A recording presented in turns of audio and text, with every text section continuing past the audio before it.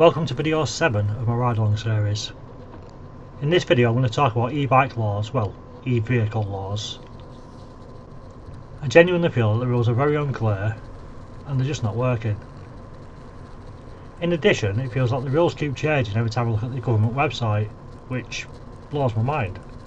It also seems that reviewers and shops, and depending who you talk to, everyone has a different interpretation of what the actual rules are and just set things for the sake of it. I'm pretty sure about a year ago when I started looking at e-bikes and the rules, you wasn't allowed more than a 48 volt battery. The e-bike's motor wasn't allowed to help you beyond 15.5 mile an hour. It had to be activated by pedals. You was allowed a throttle, but only if it was at walking speed. But now when I go on the government website, it says it has to be fitted with pedals that can propel it. It must cut off electrical assistance when it reaches 15.5 mile an hour, and it has to have a motor with a maximum continuous rated power not exceeding 250 watts. So what does that actually mean? And I don't actually really know, because maximum continuous rated power is very open to interpretation, and it has been.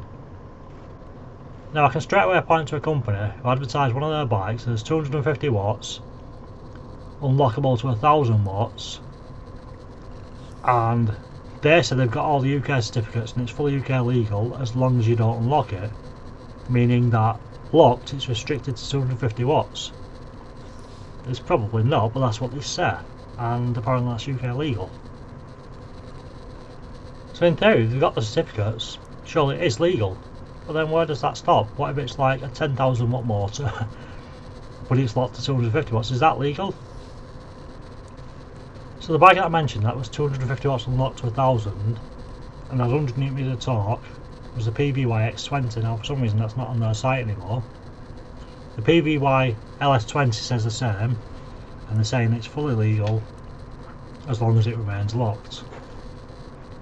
Now if you go on the ENGWE website, the M20 is basically the same bike as the X20, it looks identical.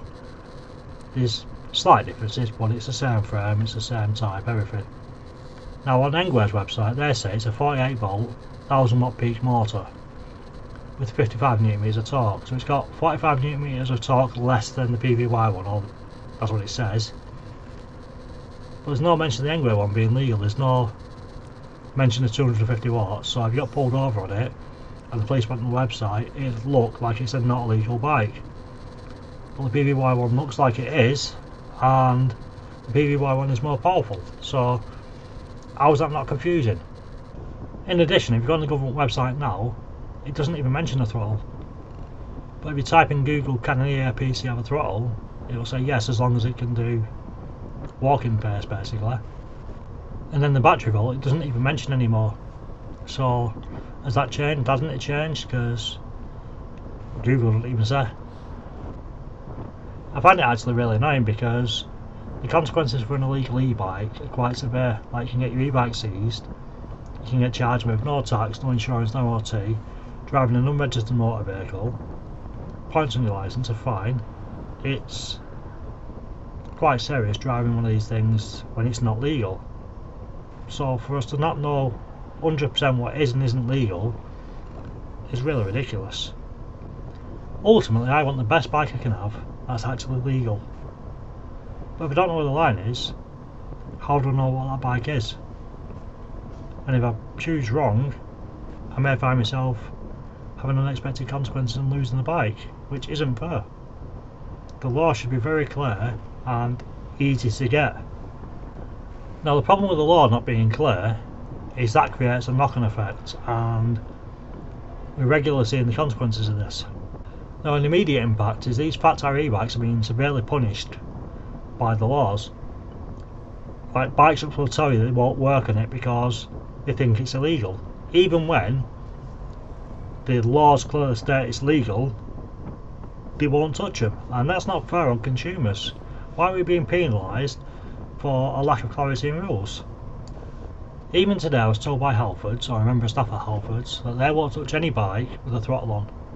Even if that throttle isn't working, if it's on the bike, they deem it's illegal. Now a throttle's allowed walking pace, to be actively doing walking pace. or to be on the bike and turned off. But Halfords won't touch any bike with a throttle on, and that's what the member of staff told me. Now why was that fair? Because it's a perfectly legal bike, but they won't touch it. So where do I get my bike fixed? Because small shops won't touch them, Halfords won't touch them, and I genuinely don't know a single bike shop in my area that actually fixes e-bikes. So I'm screwed. So basically, if I need any repairs doing, I have to be able to do it myself, or my bike's broke. Now there probably are shops further away, but how do I get my e-bikes to a shop further away when I don't drive and my e-bike's one mode of transport? It's just not fair, it really isn't. Now another knock-on effect is the companies are making computers now that lie. So the e-bike will say it's going 15.5 miles an hour. Even if you're going downhill at way faster, it'll still lie and say it's going 15.5, so you don't actually get a speedometer anymore that tells an actual speed. It just says 15.5 miles an hour and no more. Then we have companies who have stopped putting throttles on the bikes, so if you want a throttle you now have to mess about the electric side of the bike and somehow wire it in yourself, which I don't know how to do, so we're losing out. And in addition we have bikes that are now coming out locked to 15.5 miles an hour and not able to be unlocked. Now the problem I see is by locking the e-bike completely to 15.5 and not putting a throttle on, or having an LCD that only says a set speed, is that you're not future proofing. So what happens if in 2 years time the government say we can do 20 miles an hour on an e-bike? That e-bike's still locked to 15.5, is there allowed a throttle? Like, you haven't got a throttle. So that bike is not null and void because it's still an e-bike, it's still useful, but people aren't going to want it because they're going to want the faster ones, right, with the throttle. See, a big thing for me is the speed limit. The 15.5 miles an hour I think is ridiculous and it's dangerous. I've been riding my e-bike for about a year now, and every time I use the road I feel like I'm holding up traffic, and the amount of drivers who do overtake me is quite a lot. And the problem is when you're doing 20 miles an hour to overtake me at 15.5, that's a long distance, and I'm just waiting for the time when a driver impatiently tries to overtake me and crashes into an oncoming car. And it's going to happen at some point, because a lot of drivers are impatient because I'm slowing them down, and I shouldn't have to slow them down. I should be able to do 20 miles an hour on the road. So the 15.5 miles an hour really does blow my mind. It's just dangerous. So I'm not really a fan of these e-bike companies making the bikes extra legal. I think we're getting a lesser product than we should be able to get. And let's not forget, the e-bike rules only apply on public land.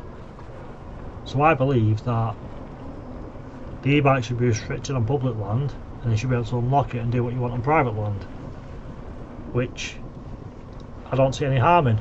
But by doing these extra legal bikes, it removes the one for private land, which means you're going to buy an extremely illegal bike for private land because your legal bike is no fun. I honestly feel it's time that the government just rips up the rule book and stop fighting us, because most of us who ride legally wouldn't mind some laws. The first thing I'd like to see is a registration. Now personally I do like to do with drones, so if you own a drone you are legally required to have your operator ID on that drone at all times. Right, it's an offence not to have it on there. So we could have the same with the bikes. An individual number that's registered to you as a person, so if your bike is found doing something illegal, it comes back to you. I also wouldn't be opposed to having to do some sort of test to qualify you to ride an e-bike. I mean, even for a drone, if it's above 250 grams, you have to do a test online, which gives you your flyer ID. It's not hard, it's just basic rules and it's free. So I won't be opposed to that for an e-bike. So for me the goal should actually be to make it very easy to identify the e-bike and therefore identify who's riding it or who owns it and make them responsible for the activity on it. Then we can get rid of all these rules and we can just say, look, this is the speed limit, if you break it, this is the consequence. I mean, ultimately, why should I not be allowed as powerful an e-bike as I want? If I can make it only do 15.5 mile an hour, and that's the speed limit, then what's wrong with that? Does it matter how fast it gets to 15.5? I don't think it does. The difference is, with a more powerful e-bike, I'm probably actually safer. And what I mean by being safer is, the more power you've got, the more considerate you actually are. Or I am anyway. And I think a lot of e-bike riders will back me up on this. When I see cyclists going past people, they slow down nowhere near as much as I do, because when they slow down, they have to put the effort in to get the speed back up. When I slow down, I can just pedal a bit and the bike does the work, so it's not going off my nose to slow down for people. So I'm more considerate because I'm not having to put the effort in to get the speed back up. The next part I want to discuss is scooters. Now, I didn't really have any intention of buying a scooter, but when I was gifted one to review and I had a go on it, it was really good. Now, it's much easier getting that scooter up and down my stairs than it is an e-bike. It's more convenient. It's not quite the same comfort level, but it's a lot more convenient. And yet the scooter is completely non-legal. And I don't really understand why. The scooter I've got, or the one that they sent me, is limited to 15.5 mile an hour. Now obviously it fails because it's got a throttle and it's not pedal assisted. But it's a scooter, it can't be. So why is the scooter illegal and the e-bike's not? They're both doing 15.5 mile an hour. Surely the scooter is less lethal than the e-bike because it weighs less, it's smaller. But the scooter is one that's legal. I don't understand it. Just like I don't understand why there's no throttle on the e-bike, because the throttle actually gives you more control and makes you safer. It's just rules for the sake of rules, and it's ridiculous. The annoying thing is the scooter is actually illegal because of the throttle. Because the throttle goes faster than walking pace and doesn't have pedals to activate the motor. But mobility scooters don't either, and they go faster than walking pace. Then you have the segways or hoverboards, whatever you want to call them.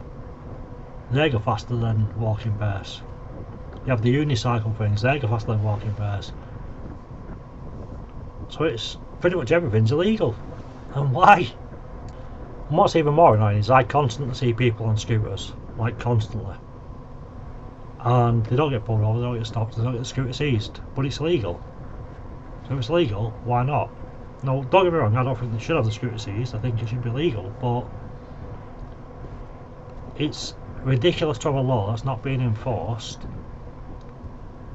which means that they don't really agree with it. But then at any given moment, that kid riding the scooter can just be stopped by the police, have it took off them, and there's nothing the kid can do or the parents can do. But they pass hundreds of police all the time and none of them take it off them, but this one does. How's that fair? Like, there's just no consistency. And then to make it even worse, I saw a post on Facebook of a police officer riding a e-scooter as their little get around vehicle. So it's legal for the police to ride one, but it's not legal for you and me to ride one. Then we have these test zones where you can rent a scooter or an e-bike, and that's perfectly legal. Yet if you ride your own e-scooter in that area, you're still riding illegally.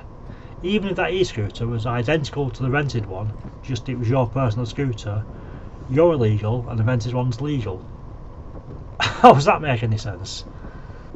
So as far as I'm aware, they're not actually doing anything with legislation on e-scooters until 2026, and there's no guarantee they're going to change anything then. It's just that's when they're going to have a look at it or whatever.